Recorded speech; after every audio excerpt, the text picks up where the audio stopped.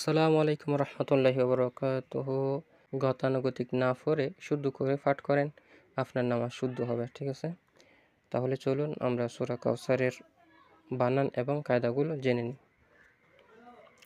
বিসমিল্লাহির রহমানির রহিম। হামজা, নুন, জের, ইন। এখানে নুনে মুশাদ্দাদ, নুনের মধ্যে তাজদিদ আছে, সেজন্য ওয়াজিব গুণা। ঠিক আছে, নুনে তাজদিদ আর মিমে তাজদিদ গুণা করে পড়তে হয়, ওয়াজিব গুণা।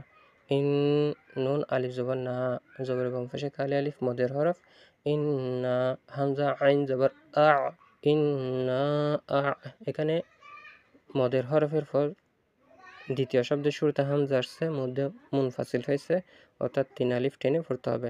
ইন্না আ, হামজা আর আইন এটা পার্থক্য করে পড়তে হবে, এটা চর্চা করতে হবে। হামজা আসে কণ্ঠনালীর নিচের অংশ থেকে আর আইন আসে কণ্ঠনালীর মাঝখান থেকে। ঠিক আছে, এটা চর্চার মাধ্যমে আপনার আসবে, এমনি আসবে না। তো ইয়াজবত তয়, এখানে জবরের বাম পাশে যজমালা ইয়া লিনের হরফ। ঠিক আছে, স্বাভাবিকভাবে পড়তে হবে, ধাক্কা দেওয়া যাবে না, টান দিয়েও যাবে না। তয়, নুন কাটা যাবে না, আ তয় না। কাফ লাম জবর কাল, ইন্না আ'তাইনাকাল। কাফ ওয়াও জবর কাউ, এখানেও লিনের হরফ, জবরের বাম পাশে যজমালা ওয়াও লিনের হরফ। ঠিক আছে, কাউ, সা জবর সা, র জবর র, ওয়াকফের কারণে রয়ে জবর সাকিন হয়ে যাবে, সার, রটা ফুর হবে। ঠিক আছে, ইন্না আ'তাইনাকাল কাউসার। ফা জবর ফা, সদ, লাম জবর সল, ফাসল, লাম জেল্লি, ফাসল্লি, লাম জেল্লি, র বা জবর রব, লি রব, বাজের বি, কাফ জবর কা, লি রব্বিকা, ফাসল্লি লি রব্বিকা। ওয়াও নুন জবর ওয়ান, হা র জবর হার, ওয়ান হার।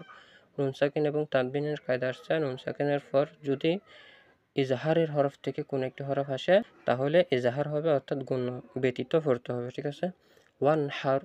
হামজা নুন জের ইন, ওয়াজিব গুণা, নুনে মুশাদ্দাদ, সেজন্য নুন জবর না। ইন্না, শিন আলিফ জবর শা, জবরের বাম পাশে কালি আলিফ মতের হরফ। ইন্না শা, নুন জের নি, হামজা জবর আ, নি আ, কাফ জবর কা, নি আকা। ইন্না শা নি আকা। হাফে শু, ওয়াও লাম জবর ওয়াল, হুয়াল।